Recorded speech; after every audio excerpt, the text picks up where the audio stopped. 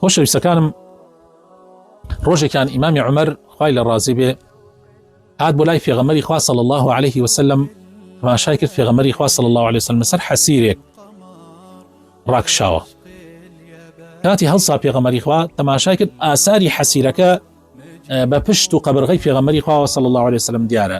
ئیمامی عومەر زۆر بێتاقەت بوو، فەرمووی ئەی پێغەمبەری خوا، یعنی بۆچی دەنگت نەکرد تا شتێک ڕابخەین ئازارت پێ نەگەیەنێ، شتێکی ئاوا نەرم.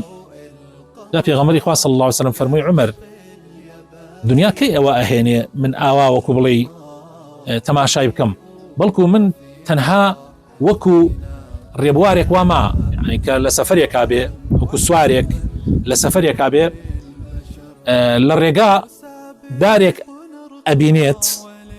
ئەبینێ سێبەرێکیە ئەڕاتە سێبەری دارەکە، لە سەبەری دارەکە هەندێک ئیسراحەتەکا و شوێکەدا و لەوە دوا هەڵەسێ و ئەڕوا. ئەم دنیاە ئاواتانێ، ئەم دنیاە کەی ئەوەندە ئەهێنێ ئینسان زۆر گرنگی پێ بدا. پێغەمبەری خۆشەویستمان صلی الله عليه وسلم خاتو عایشە ئەفەرمێ کاتی وەفاتی کرد لە ماڵمانە هیچ نەبوو تەنها تۆزێک جۆ نەبێ، یعنی هیچ خواردنێکمان لە ماڵە نەبوو تەنها تۆزێک جۆ نەبێ. تەسەورەکەن ئەو جۆیش پێغەمبەری خوا صلی الله عليه وسلم بە قەرز لە لای کابرایەکی جوولەکە هێنا بووی، قەلغانەکەی خۆی خستبووە ڕەهن و بارمتە لە باتی ئەو چەندتەنەکە جۆیە.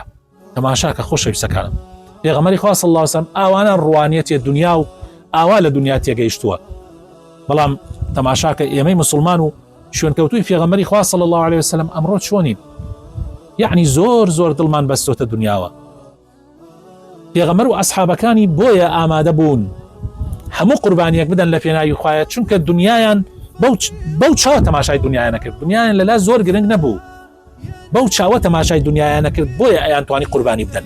بەڵام ئێمە لەبەر ئەوەی هەموو شتێک بۆتە دنیا لەلامان زۆر بەسراوینەتە دنیاوە، بەسراوینەتە خۆشی و لەزەتەکانی دنیاوە، بۆیە ئامادە نین هیچ قوربانیەک بدەین لە پێناوی دینی خوایە.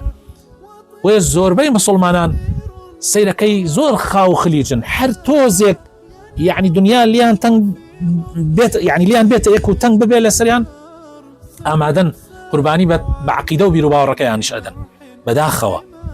خۆشەویستەکانم، پێویستە ئێمە هەر وەکو پێغەمبەری خوا صلی الله عليه وسلم تەماشای دنیا بکەین. ئەم دنیاە هەر وەکو ئەوە وایە ئینسان لە سەفەرێکا بێ، سێبەرێک لە شوێنێکە ئەبینێ، ئەڕاتە پاڕی سێبەرەکە تۆزێ ئیسراحەتەکا و لەوە دواکەوێتە ڕێ بۆ سەفەرەکەی خۆی.